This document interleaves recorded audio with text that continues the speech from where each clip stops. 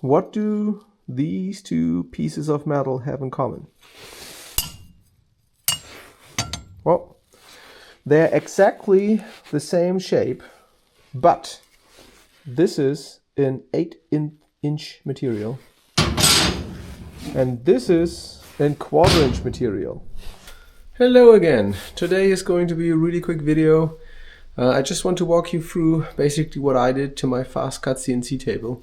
I love the table. It works really well and reliable for me. My one pet peeve with me being a software engineer is that I really wanted to be able to script the table more.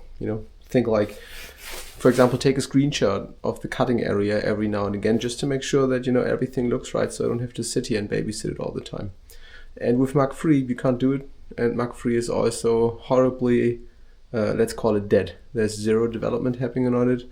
The original developer seems to have abandoned it. And Mach4, I tried to use Mach4 and it just doesn't, work for me. Mach3 UI freezes sometimes on me, and the configuration crashes when I want to tweak it. And the same thing happened to me with Mach4. So, oh my god, no improvements between the versions. Anyway, so I went looking around, and the table itself runs the CS Lab CNC controller, and CS Lab happens to offer their own software, SimCNC, which you can script via Python. So I'll just walk you through what I did to make my table work with SimCNC. Fairly straightforward. So if that's your kind of thing, stick around. Well, Raphael, why didn't you continue using Mach3? I'll give you a small story. I was in SheetCam and I had the design open. Right now I just use an example that I used for verifying that my table can still cut. On the left hand side I had the wrong tool selected. So basically I selected the wrong material thickness for what I was doing, and I started to cut and it was wrong. And it took actually a second for me to understand why this was wrong, because I had stuff configured incorrectly in SheetCam. When I make a template that I want to cut, I don't want to go back into the design software all the time and say, now I don't want to use this, 10 gauge steel. Now I want to use this on 12 gauge steel. And then the next time I cut it, now this is on 14 gauge steel. Why do I have to go into the design software if I change materials and then, change a ton of configurations for this? In my mind, it doesn't make sense. And now in here, I can say I want to select material. And this brings up, a CSV file, which I modified in this case because I'm still in Canada. So I have imperial steel. And then I just converted all the recommended values from my fast cut table over to metric values. And this works great. I can use the same cutting configuration and change material in my cutting software. To me, this is great. And when you add the information about this actually being scriptable, opens a ton of work that I want to have in the future. Plus the fact that, the software seems to be more stable than Mach3 or Mach4. And I can get more visual, information about the machine, because I do care a lot about, the configuration information about this stuff. So this was my primary driver why I wanted to do this. Much more visibility into the system overall. So if anybody has played around with Mach3, they know how painful this is. But for us, this is actually really simple. So we're opening it. The first thing you'll see, a connection dialog.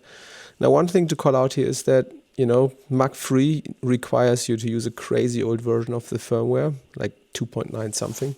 With this, you can use the latest and greatest. So click, you're connected. All right. In my case, you have to get license. I happen to have a license. You can get free test licenses. Now, by default, your table won't do anything. You can click buttons, but nothing is configured, right? So now the question is, how do you quickly go through configuring anything? You see there's a diagnostic screen. And the diagnostic screen tells you what inputs and outputs are enabled. And right now you can hear a voice of the motors in the background. You click this, nothing happens. 1, nope. 2, nope. 3. Sound is gone. Okay, so drive enable, this is number 3. Great. So by default, now the sound is gone. And now the thing is, you can move the axis now. So you can go in here. Let me gently tuck this so you can see it. See? Homing switch. number 2. You do the same thing pushing it back. Homing switch number 1. And then obviously you can do the same thing for lifting it up. Number 4. Right? And now this is something where the fast cut guys really put a lot of thought into it. Ohmic clip. You take your ohmic clip, pull it out a bit, you touch the table. Whoa, look at that. They have the same input doing multiple things, which is great, because if you don't want to use the ohmic clip, you just disconnect it and the functionality is gone with 0 software change. So that's really nice. Okay, so now with that information in hand, you can go in here and really quickly configure your module. Motor tuning, that's a configuration value you can just copy from Mach3. On clicking the outputs and monitoring the control box when it's open, you see control 0 starts the plasma. You want to have smart THC. All right. So in here I already did some modifications. One of the things I really liked about the table before, and I still love it, is the controller. If it so deems to start up, controller is going, I enable the table, and you can hear it on the sides. Let me tilt you around.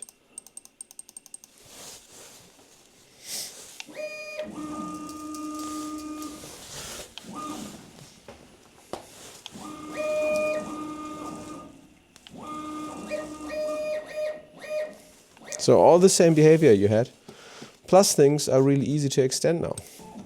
Let's say I'm going to move the table to any place really, because you were doing something.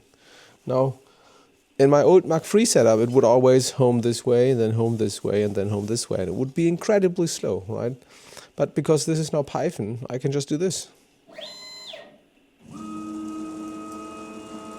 Whoa! So, the big difference, you might have seen this, is it's moving in both directions at the same time. And yes, you can do this in Mach3 apparently too with ref combination and whatnot. This is so much easier. Anyways, so what else is in there? Let me show you that script, because I actually think it's pretty neat. So what do we have in here? I only right now have 3 scripts. I have a script for the breakaway. It's a setting and it is an action, right? And it just triggers on IO6. So very, very simple. The moment it pulls up, the script is triggered.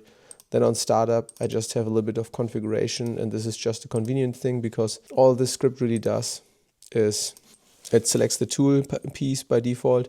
Since SimCNC is, well, a generic CNC software, you can use it for milling and everything too. And the default tool 0 basically means you don't have a tool, which prevents the probing to work. And probing is, machine moving down to find the workpiece. And then obviously, you just saw the fast homing script, which is super straightforward, right? Just see if you have to move Z high for rapid clearance, and then determine if you have to go to this home coordinate, which is 0, 0 in this case, quickly. And it's crazy. I really love it. I mean, scriptability, right, is a big, big plus for me. Other things that, I did as working on this, I changed the entire machine to running on metric. I come from Europe, so this speaks a lot more to me. The motor tuning in this case, I just used 64, because if you divide 1626 by 8, which is the lead shine micro stepping configuration, which was on my machine, you really quickly end up with a number which is 64.202 or something. And then this one here, obviously, it has a small error, but for the Z-axis, it doesn't. I don't think it's a big issue. So I used like a very precise number here. This has apparently an error of 1.3%. So anyways, you see the configuration here, right? You saw how I came up with this configuration. It's really straightforward, direction reversed for these things. You've seen the probe, which is both the floating touch-off as well as the ohmic clip, which is great. Spindle, just activating this thing.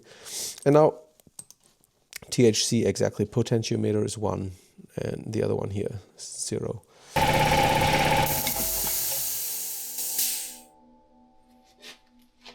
My compressor gasket died again.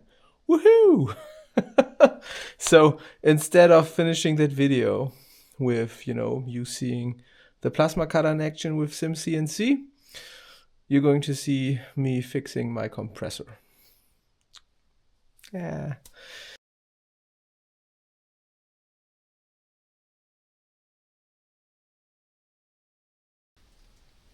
So you might have seen what the issue was, at least that I think that's what the issue was.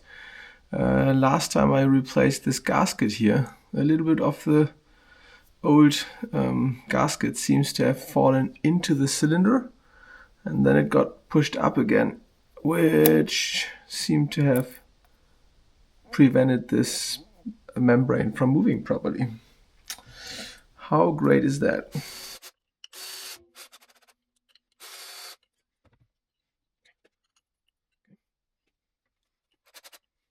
So you're supposed to use those connections, but this one looks like it's already close to growing on that side. And we want to put this side, maybe some around those gaskets instead.